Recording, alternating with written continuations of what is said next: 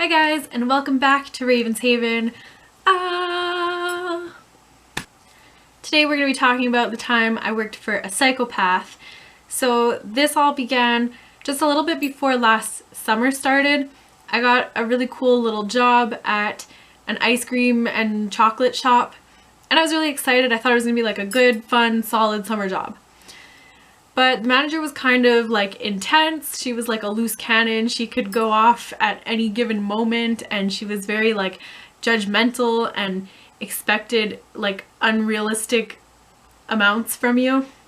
So it was like my second week working there, and I had taken a picture of the schedule so that I could, remember when I worked. So week 2 already, and this girl calls me from the store, and she left me a message because I missed the call.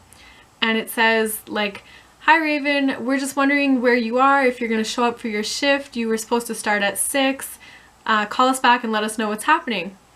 So I hear this message and it's like 6:20 now or something, and I'm like, what? Like, how could I possibly have messed this up so badly so soon?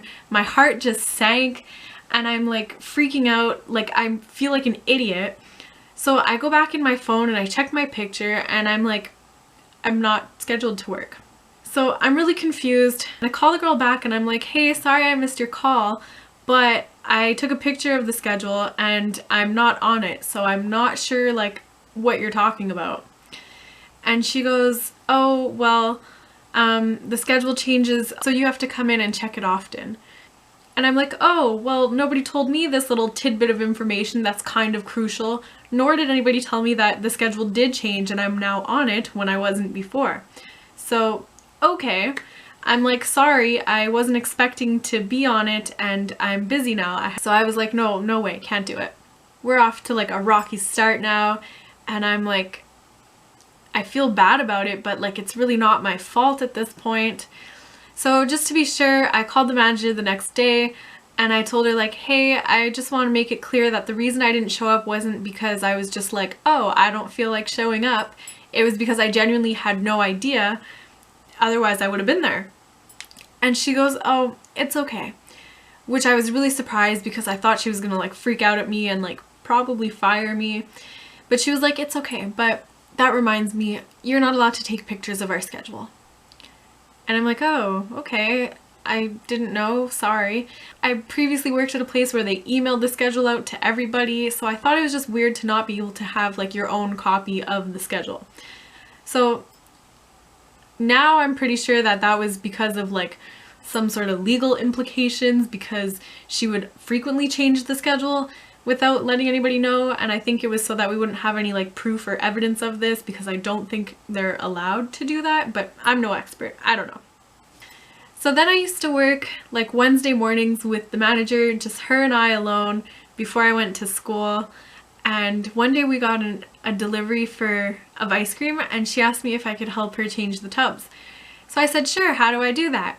And she looked at me with this look that I have never seen in my life before, like utter disgust. Like I just said the worst thing I possibly could have, like I just killed her family in front of her and like asked her for dinner or something, She looked at me with this crazy look and she was like, "You don't know how to change the tubs?"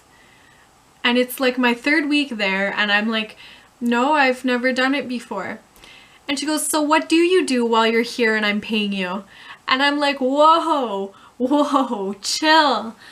So that was kind of like unexpected, and like after that she was just so mad at me, and she was like giving me almost like the silent treatment, and she was just like huffing and puffing and like being so dramatic, and I was like, oh my god, even if I don't know how to change the tubs at this point and I'm supposed to, like it's not my fault that nobody showed me. I felt like her reaction was very inappropriate. But whatever, just another bump in the road, we got past it. So move on a little bit, and we always had to take our jewelry out before our shift started, and I always got there early, and I would take out my earrings first, like my regular ones, and then I had my cartilage pierced, and it was like a more fresh piercing at that point, and I always left it in to the last minute. So one morning she noticed this and she goes, "Are you going to take that out?" And I told her yes. I just explained that because it's newer, I don't like to take it out longer than I have to because it will close and I really don't want to deal with that. So she looks at me and she goes, I tell my girls God gave you all the holes you need. And I'm like, okay, like that's not my philosophy, but it's a good one still. So from this, she segues into talking about her family.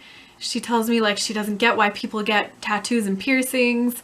And I tell her, you know, it's not for everyone, but I believe in like whatever floats your boat and whatever makes you happy, whatever.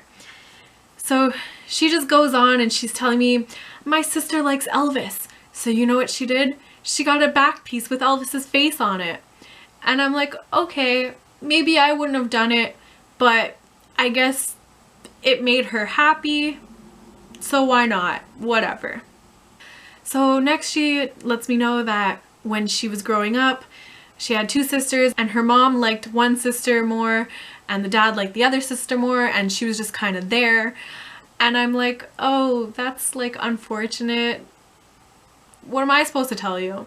How am I supposed to make you feel better about this? What do you want me to say on this topic? Like, I don't know. So then she explains to me that she doesn't talk to her sisters, but she received a call from her mom recently where her mom told her that her sisters were going to Italy. And she was telling me that she told her mom she really didn't care, and she said, quote, if the plane goes down, don't bother calling me to tell me. End quote. And I was like, whoa, like step it down a notch. That's a bit much. I don't know what I'm supposed to say in this moment. It was just the most awkward conversation I've ever had with an employer, especially because like, I don't care how much you don't like somebody, you don't wish harm on another person. That's just so wrong. And on top of that, it's your own blood. And I was just like, I don't know what how am I supposed to react to this? So in that moment, I was like, hey, she's a psychopath. That's it. Like, I got it down, hit the nail on the head. She's a psychopath. A lot of bumps in this road. Move on a little bit. And now it's Mother's Day. And the whole day revolved around me having to go to work at, I think it was noon. I don't remember. It was such a mess, but it was all because I had to go to work that day. So I show up to work that day.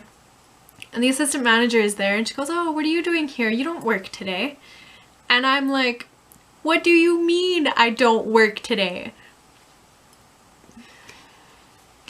So she feels terrible and she has no say in this, but she told me that the manager changed the whole schedule the night before. But I was like furious because my whole day was literally ruined when it could have just not been if she had called me and let me know, oh, you're not going to be working tomorrow. So we used to communicate by leaving notes to the manager. That was not uncommon. So I left her a note, very civil but to the point, just saying, I understand things change and it's inconvenient, but when things change, could you just call me because now I'm missing out on a nice day with my family and I'm not happy about that. Anyway, happy Mother's Day. I think she was deeply offended by this note because the week after that, she started putting out all these new schedules and she would put them out like far in advance. And I was only getting 4 hours a week for like the next month. And I was like, oh, okay. I didn't let her know this bothered me. I came in and I was like, I'm gonna own those 4 hours a week. So I went in and I was like, I felt like I was a good little employee. She was really just hindering her own business by not giving me more hours, but I was like, hey, that's your call, you know? So I came in, I did my 4 hours a week. I served customers in Spanish, I served customers in Italian, I served customers in English and French. And meanwhile, like she had this other girl working there, like more hours than me, that could hardly speak English. And I was like, you know, she's a nice girl, don't get me wrong, but...